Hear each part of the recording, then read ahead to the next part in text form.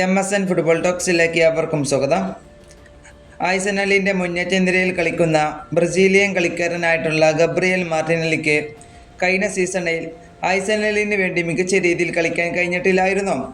അതുപോലെ തന്നെ താരത്തിന് മികച്ച അവസരങ്ങളോ കഴിഞ്ഞ സീസണിൽ ലഭിച്ചിട്ടില്ലായിരുന്നു.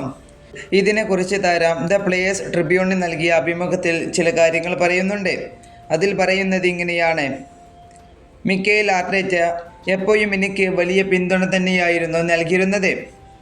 കഴിഞ്ഞ സീസണിൽ ഞാൻ അധികം കളിക്കാൻ കഴിയാത്ത സമയത്ത് ഞാൻ അദ്ദേഹത്തിൻ്റെ ഓഫീസിലേക്ക് പോയി.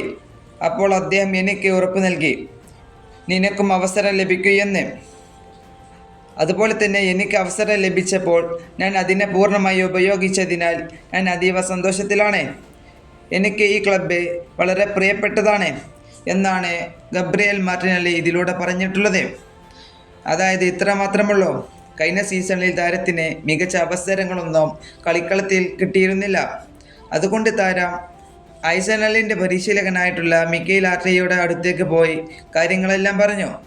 അതിനുശേഷം കോച്ച് പറഞ്ഞിട്ടുള്ളത് ഇങ്ങനെയായിരുന്നു: നിനക്കും അവസരം ലഭിക്കും, അത് ഉപയോഗപ്പെടുത്തേണ്ടത് നിന്റെ കഴിവാണ്.